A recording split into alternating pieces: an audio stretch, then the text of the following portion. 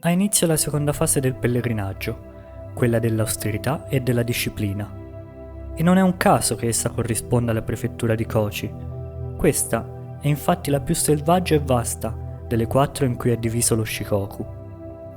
I lunghi chilometri di strada sotto il sole cocente, i numerosi tratti in cui non è possibile rifornirsi di acqua e cibo, o gli improvvisi quanto violenti acquazzoni portati dai venti oceanici possono far vacillare la risoluzione di un pellegrino e spingerlo ad abbandonare il cammino. Per questo si dice che se un Oherro supera questa fase, poi il resto del pellegrinaggio sarà tutto in discesa.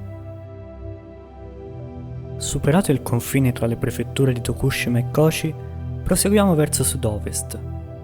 Il Tempio 23 dista ben 76 km dal successivo e lungo il tragitto ci sono pochissimi punti in cui poter fare rifornimento di cibo e acqua.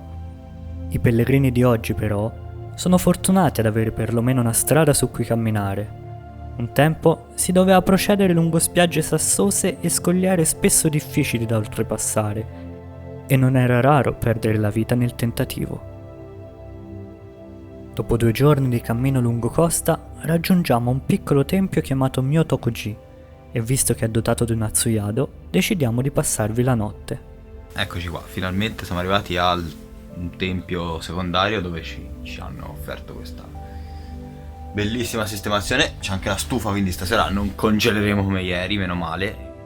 Il tempio 24, che raggiungiamo la mattina successiva, è situato a Capo Muroto, una delle punte più meridionali di Shikoku. Siamo al tempio numero 24 e forse voi non potete vederlo, ma ha ricominciato a piovere. Si narra che la madre di Kukai venne a trovarlo mentre lui si trovava qui per seguire l'addestramento ascetico che lo avrebbe condotto all'illuminazione. Una forte pioggia colse la povera donna mentre risaliva i 160 metri della collina su cui è costruito il tempio, e Kukai scavò con le sue stesse mani un riparo in una roccia per permetterle di asciugarsi e riposare. Noi siamo un po' più fortunati. Nonostante il cielo sia coperto, pensando di aver scampato la pioggia, ripartiamo a piedi in direzione del Tempio 25. Ma abbiamo parlato troppo presto. Ma al Tempio 25 sta diluviando, siamo arrivati appena in tempo per ripararci.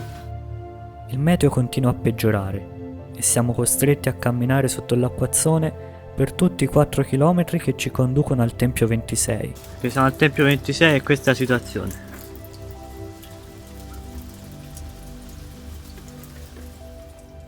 Malgrado ciò, la bellezza del percorso è superlativa.